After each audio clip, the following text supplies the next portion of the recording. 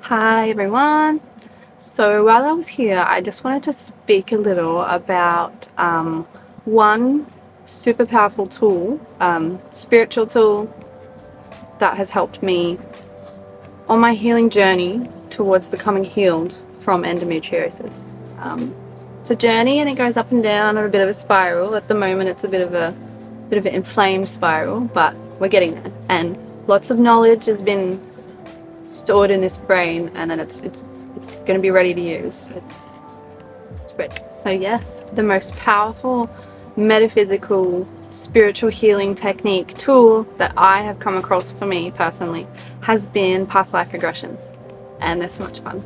I just love finding out and understanding more of our soul imprint and where our habits or where our woundings come from outside of this lifetime, or even like patterns in said lifetimes as well. It's just, I find it really interesting and it's been so healing.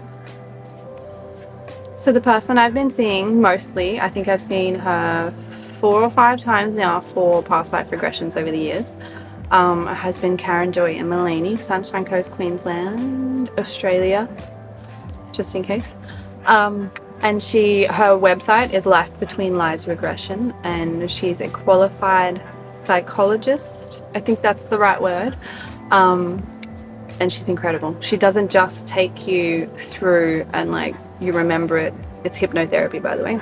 So they hypnotize you and you go into this hypnotic state in this other realm where you can see and feel things from past lives or even other lives. Like I experienced being my great grandmother at one point, which is super weird. Kind of like breath work can be, I guess. But anyway, so she's a hypnotherapist, but she doesn't just take you into these instances and like make you bring them up and it's like, cool, enjoy that trauma bubbling up again.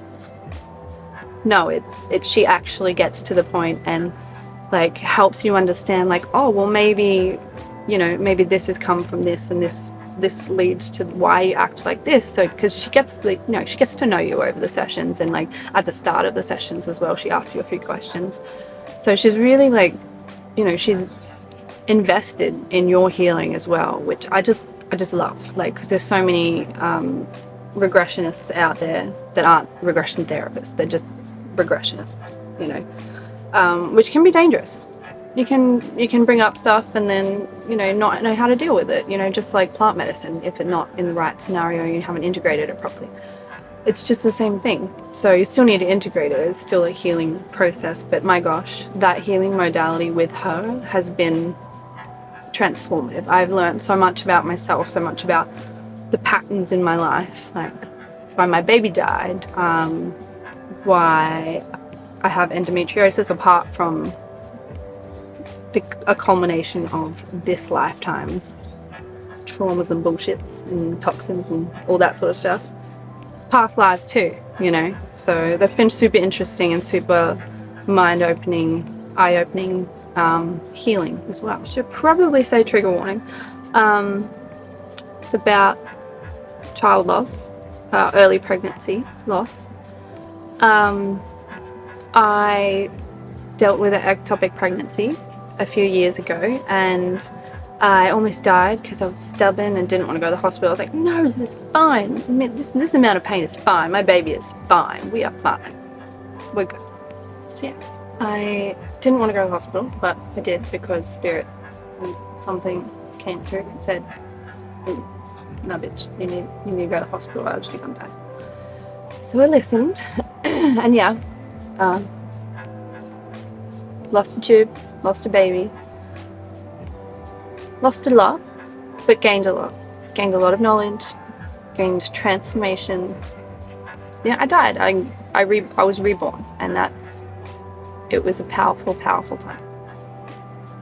So yes, I went to see Karen, Joy and Mulaney, because I knew that there was something to this, something more to this, that like it didn't just happen for a reason. There's so many synchronicities around it that I can't even get into, like maybe in a longer video or in a book one day. But not right now. Anyway, so I booked in to see Karen. Who went there, had a beautiful session, and what came up was that the baby that I had lost had been with me in a past life in Egypt before, and I was a priestess of Bastet back then in Egypt, which I feel I've been priestess of many different sects in Egypt throughout many lifetimes. I feel very at home amongst Egypt. I always have. In primary school, I was just obsessed with it. Probably still am a little bit, but anyway.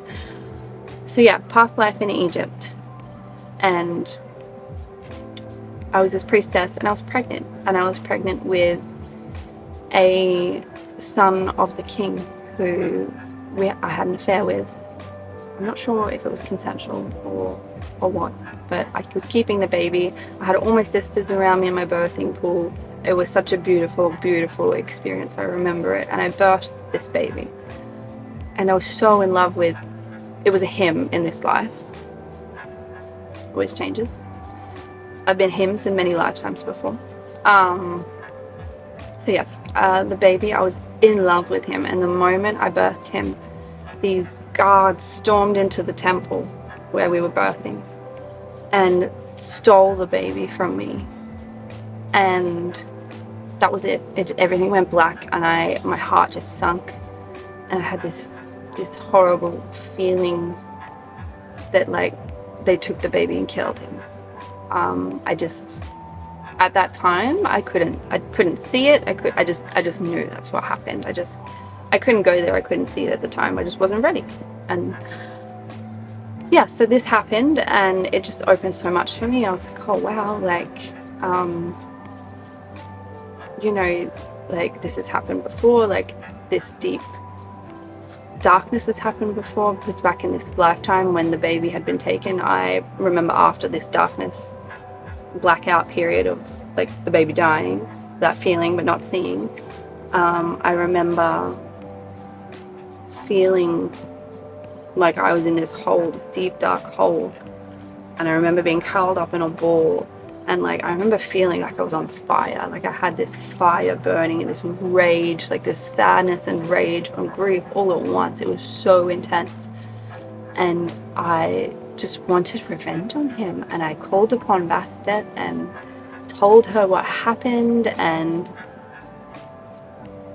I didn't see what happened, but I feel like I went full like psycho priestess maybe, and did some things that I probably were against what I should have been doing.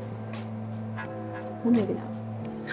But I don't think they were good things towards the king. I feel like I might have like poisoned him, or tried to at least. I don't know. But there was a lot of rage, and me and Bastet and my homie priestesses were like, we're gonna make him pay. So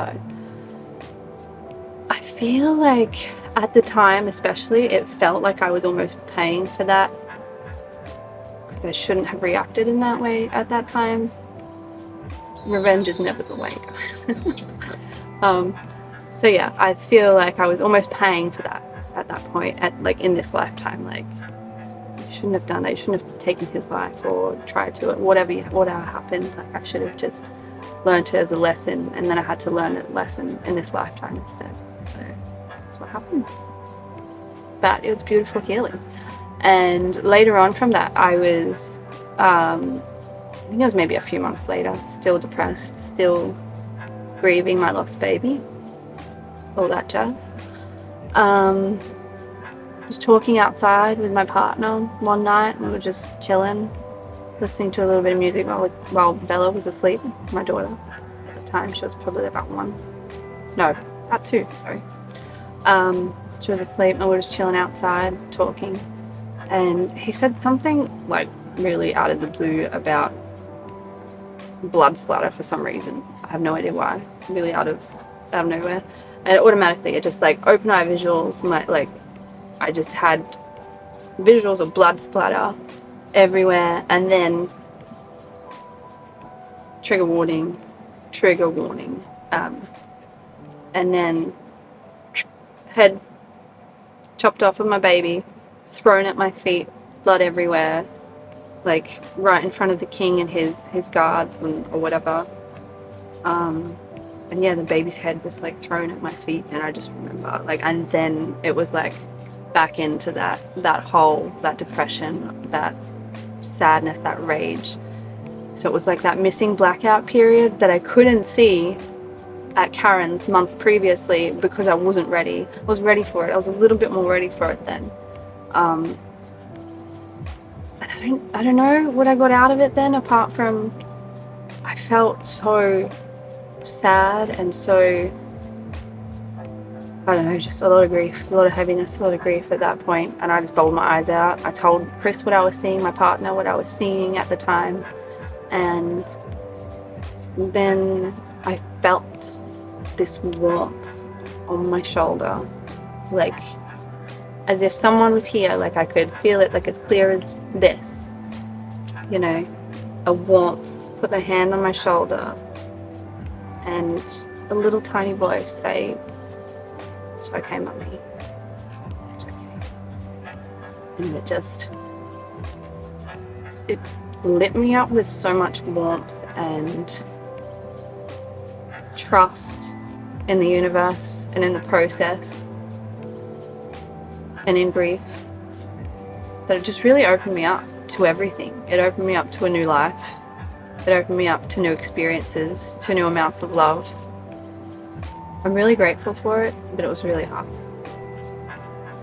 But I'm also really grateful for past life regressions, because it would have been harder without not understanding a little bit more about why, or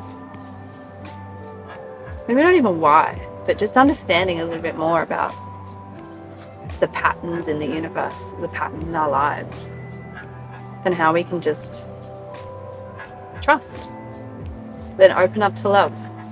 I think those were the biggest lessons. And I can talk about so many more, and I will if you want to, because I love past life regression stuff, and I would love to hear yours. If you have any past life regression stories or healings, please let me know in the comments, or send me a message or something. We can chat. Be cool. Very grateful for you guys for listening, and I hope this helps someone on their journey, on their little journey of breadcrumbs towards the ultimate bread of healing. Even though bread is very inflammatory.